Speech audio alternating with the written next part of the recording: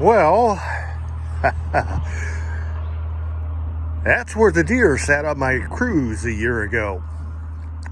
And I've been able to run it, drive it without any problems until recently I've developed a coolant leak. And still running fine, does not overheat, but it's definitely got a coolant leak. I think I probably got a hole in a radiator, and that's where we're going to start this one at and see if we can get this radiator fixed. This is a 2017 Cruze with a diesel. It's a good little car. I'd like to have it back. Well, there's a couple things that we can look at here and point out and know pretty quickly that it's not right. First off is that air conditioner condenser is not supposed to be leaning back the way that it does.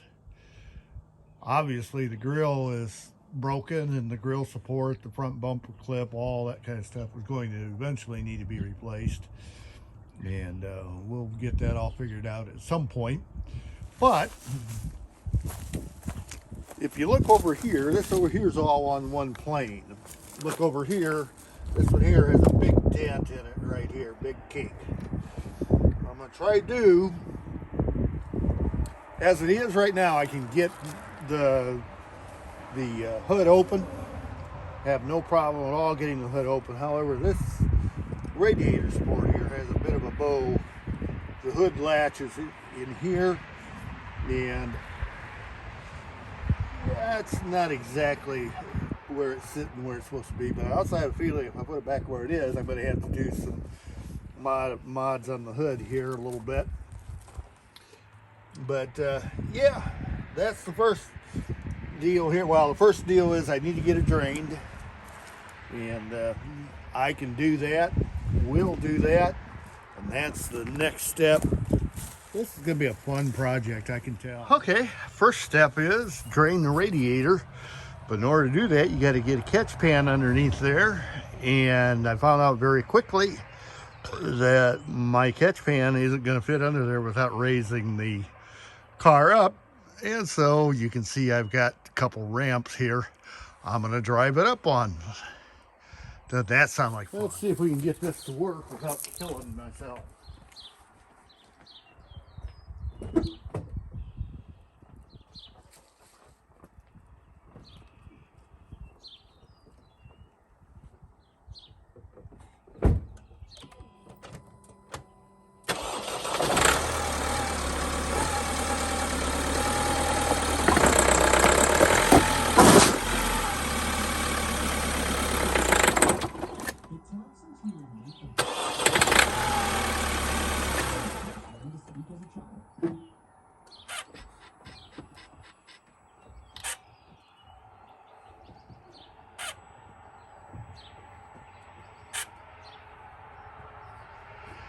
Nope, I'm not on there all the way.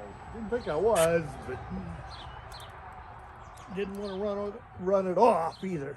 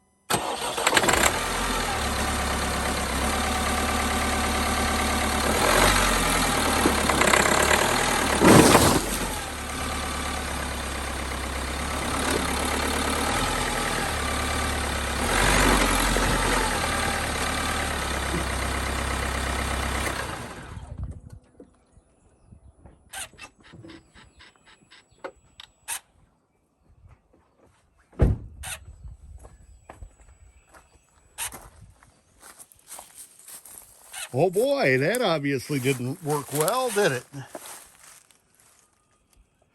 Okay, now I get to jack it up and pull the ramp out from underneath. Great. Okay, I'm looking at my owner's manual. I am looking under J for jack points. Do you see J for jack points? I don't either. Let's keep looking. Well, maybe our instructions for drag points are underneath tires and changing them on page 335. Let's see if that works. Okay, we go to page 337. It says position the jack lift head at the jack location nearest the flat tire. The location is indicated by a notch on the bottom edge of the body side. Okay, so it's got a crimp weld, and they are notched. And I think I found the one for the right rear, and that's where I'm gonna go for tomorrow morning. It's already late enough here now that away we'll go. We'll go another way. You notice though that the illustration is showing a notched jack, a scissor jack kind of a deal. I'm gonna be using my floor jack, and that'll work just fine if I can get it into position, and I think I can. Okay, we'll see you in the morning. It is the evening of the next day. I went back and looked at my footage from what actually happened here, and I guess I'm pretty lucky, and actually thinking that I probably could have avoided most of that had I just checked on something as I realized that things weren't going my way. If, when I first got out of the car, if I'd actually went around and checked the right-hand side, I would have saw that for whatever reason, the ramps had not stayed together. I had started them out together, but they didn't stay together. And in that, when I got out and looked, the one on the left was showing me that I wasn't up all the way. The one on the right was already up at the top of the apex. And in that regard,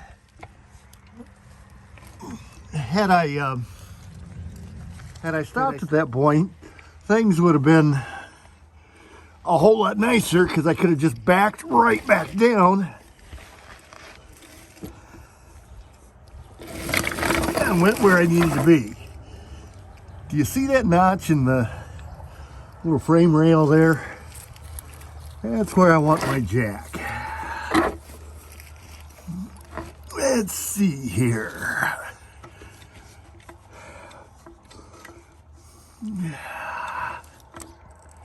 See if this'll. Yeah, that's in the notch. Okay, let's go up with this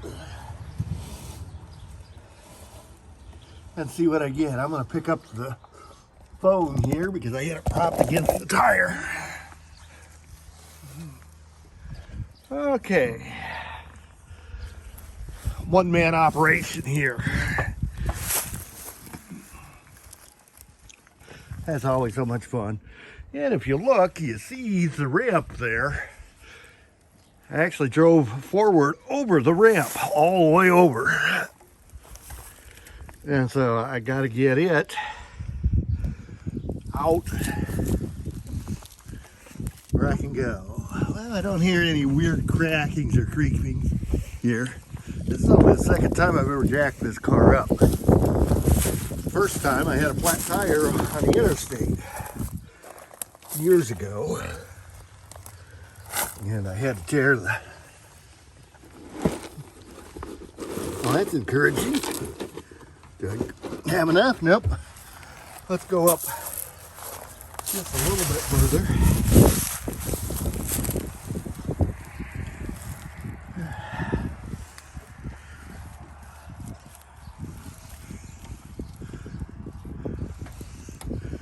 Okay, let's see what we got here now.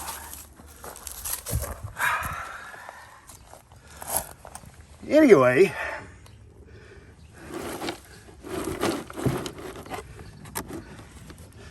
if I had checked this and just rolled the car back down, repositioned my ramps, I wouldn't be having to do this stuff. Let's see here. I think we're going to get it here. Yep, we got it out. And that's one of the reasons why I don't use steel ramps. Had that been a steel ramp, chances are pretty good I would have damage, and I might still have damage. I'll have to check that out and see what I go. We're going to reposition this, and as you'll notice there, I've already got the other one where I need it to go.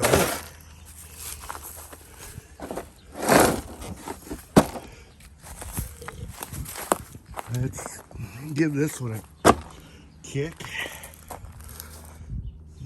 That should come straight up there. That should come straight up there. And let's go back here and let this jack back down and move it.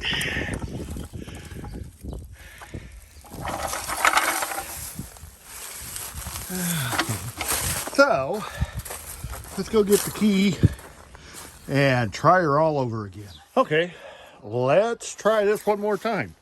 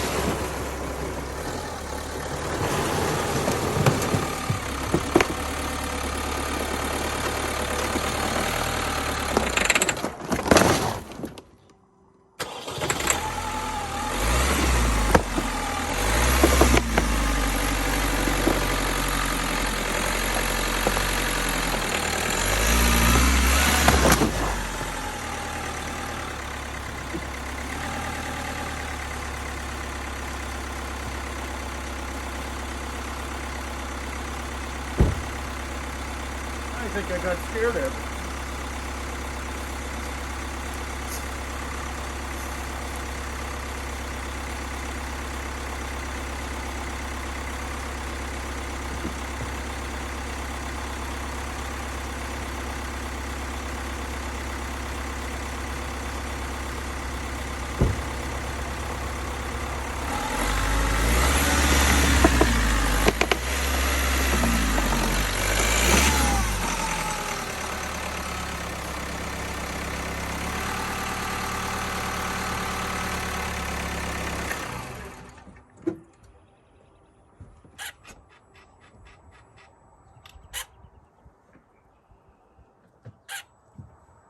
Okay, E-brake is on.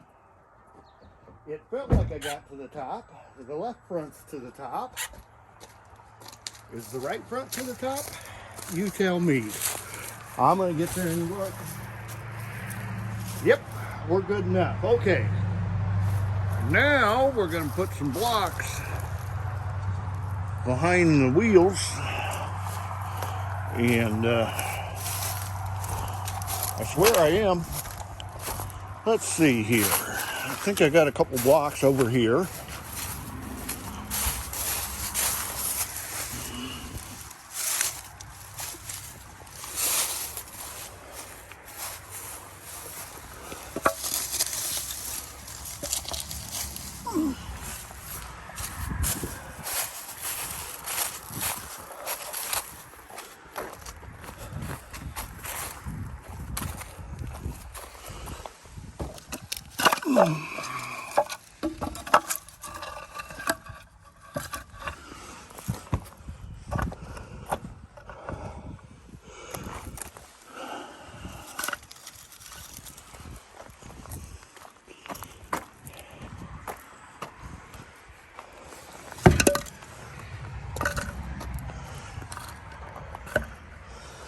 Okay.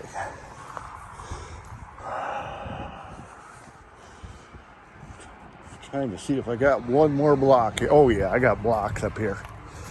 Looky here. This is what I thought I should have been seeing at the beginning here.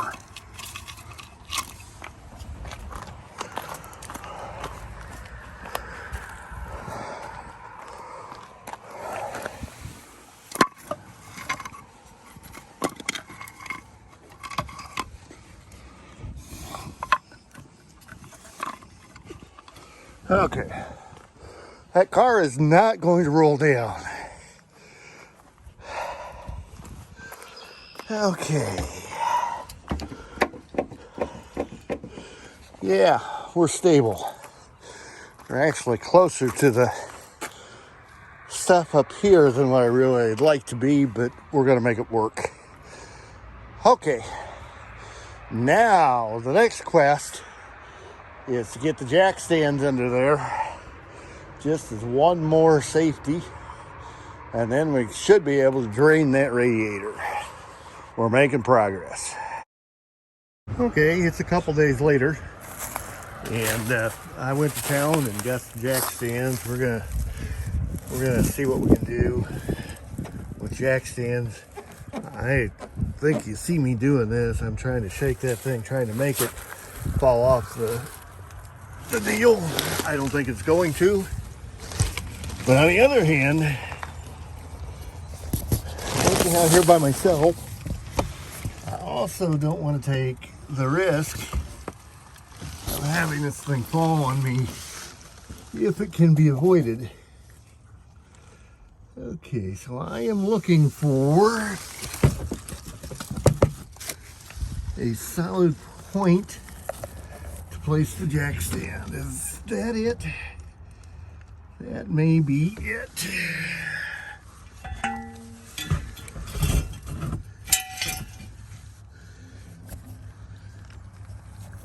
Yeah, got my fingers in your way.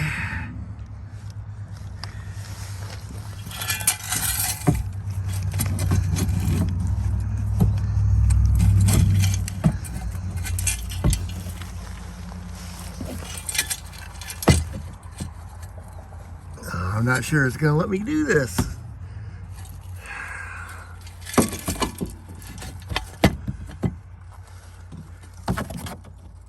Okay, first off, is that solid enough to use as a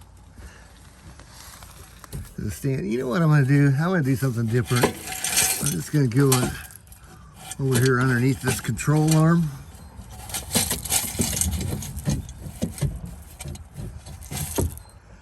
And set that right there. Okay. And I'll do the other one likewise. You don't need to watch me fight with it. If I'm looking at this right, this plug here sits at the lower right hand corner of my radiator, and that's my next objective here, is to get that out. But I think in order to get that out, I think I gotta pull the shroud and that kind of stuff, because I can't find that just looking at stuff underneath. Matter of fact, I can't even see this for the intercooler and that kind of stuff being in the way. So let's see what happens if we start tearing it apart from the top. And in order to start tearing it apart from the top, I think I got to get this out of the way. I know I got to get this out of the way. Problem with getting that out of the way is that the hood prop is mounted to it, so I'm gonna have to find something else to prop up the hood while I'm under here. So that's gonna be a joy. But I think that's what I gotta do, is I think I gotta start taking what's left of this flashing out to where I can get to this upper radiator support and go from there. This is going to get interesting before it gets over, but we'll see what we can do. Part of the problem with doing this now is that I don't have a full car to work with. I am working with pieces and crumpled zones from what was left of the deer hit, and so as I go about doing this, if there was no damage to the car, I may not want to be doing it this way. But we're going to go from the outside in here and see what we get. I think by taking that out, then I think my bumper cover is now no longer attached. I'm going to take these two out. There's one over here behind this bent piece. Take those two out and see if I can get this upper bumper support maneuvered. Oh, this is going to be fun. Can't you tell? Okay, this is going to get interesting because it looks like some of these parts are metric and some are SAE American.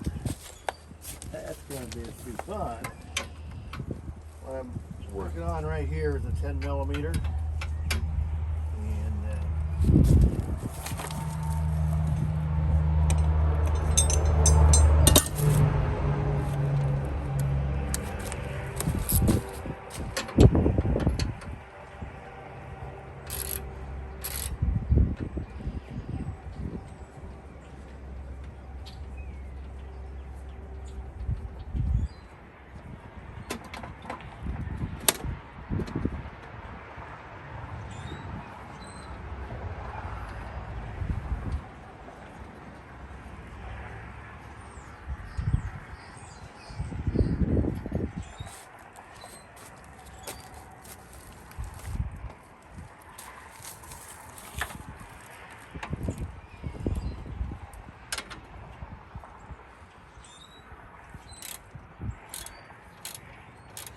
Yeah, this is going to be interesting. I just noticed something I hadn't noticed before. Let's see how all this goes.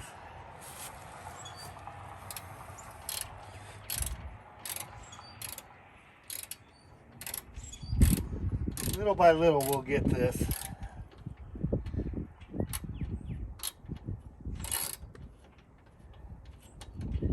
It's going to be a fun time being had by all, I can tell. Okay. These have got metric head. It looks like on a self-tapping metal screw. Nope, it's a fine thread. I do believe it's a self-tapping, but it's not a regular metal screw. Now, this right here is a grill support. It'll pop right out the other end. That came out. Good. That far along anyway. Yeah. Okay, this seems like it's going to work. I have never messed with these things before. And I don't usually talk about going to shop at Harbor Freight, but these pry bars are Harbor Freight deals. Because they were cheap. They weren't really all that cheap either. Okay. Let's see. Does that come all the way out? That comes all the way out. Cool.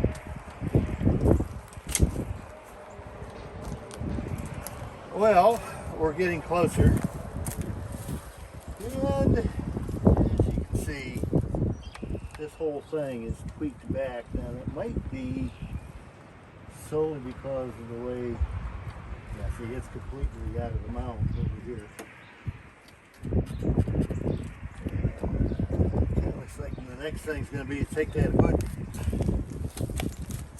hood latch out of the way. Let's see if we can figure out how to do that real quick.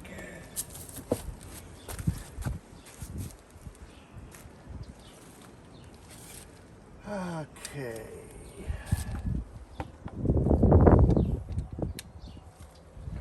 I guess that these are 10s.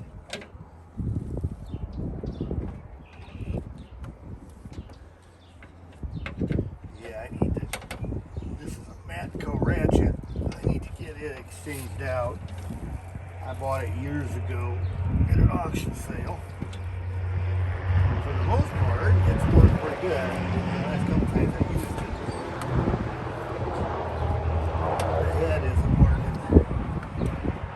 So, I have to, for purposes of this video, move to another implement of destruction. Yeah, that's not going to come out for me real nice. Okay, we'll get a different ratchet, see what we come up with. Okay, let's see if we can get this out of there with a right ratchet. This is an electrician's ratchet with an insulated handle.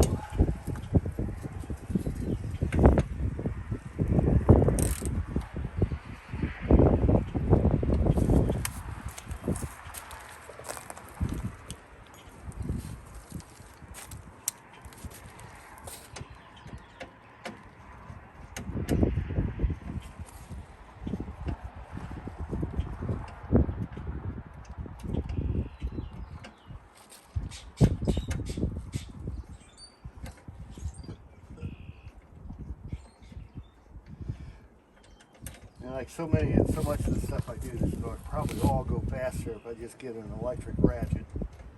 One of those little zip guns. I have not bought one in 3/8 style.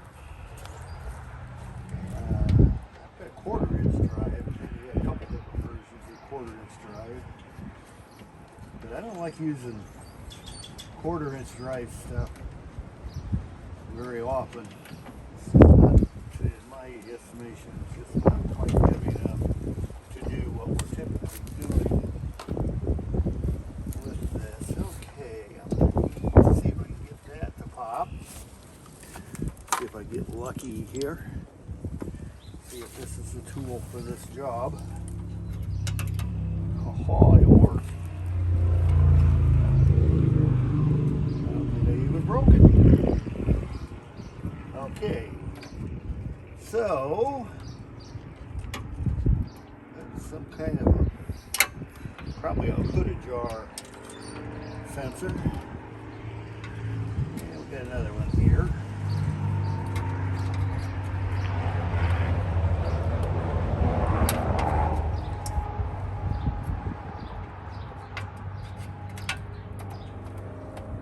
And I got one more.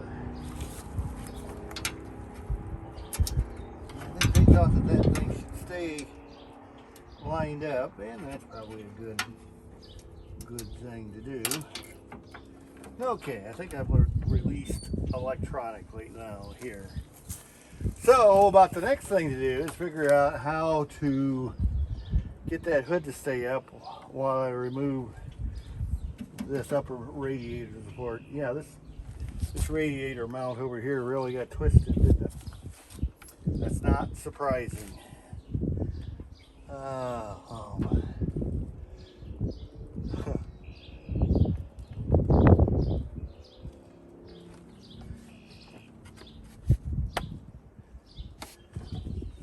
going to bet that in all reality that there's probably different instructions for this. I'm going to bet that probably the correct instructions is to take this out the bottom, removing this entire bumper cover. But I don't think I'm going to go that way with it if I can avoid it. I may still end up coming back to that, but if we can avoid it. Well, I just discovered something.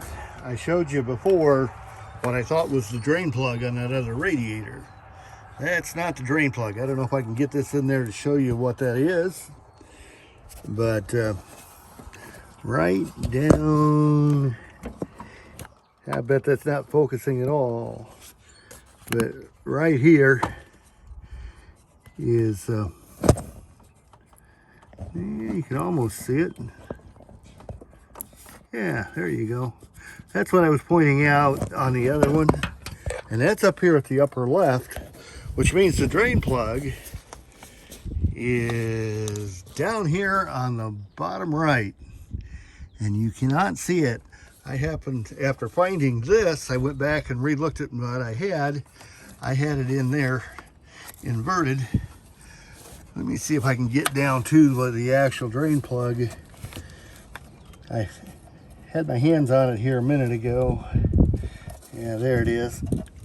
Let's see if I can get to it. I think that's it. Yep.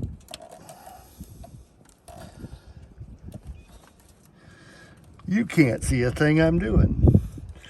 I am getting the petcock turn. It does not have a Phillips head on it. It just has a blade head. And it is turning. And I'm going to assume that before too much longer here, I'm going to start hearing, yeah, there I'm hearing it. I found the drain plug. I don't think that this is necessarily the way I'm supposed to go to get that. But as you can see, I got coolant now draining out of the radiator. Let's take this off, give it some air. This is just an overflow thing. It's your fill reservoir. I don't know if that helped at all. I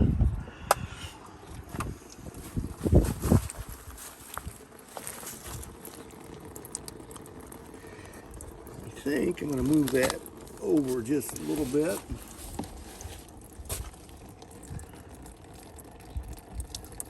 I think we're in good shape here.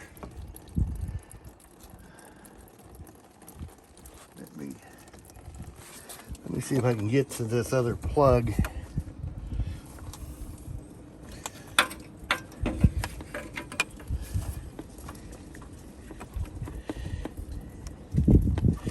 This is that Phillips head one.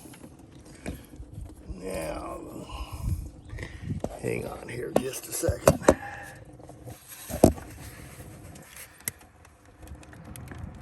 Oh, yeah, it ain't gonna wanna, for some reason it isn't. Oh, there it went.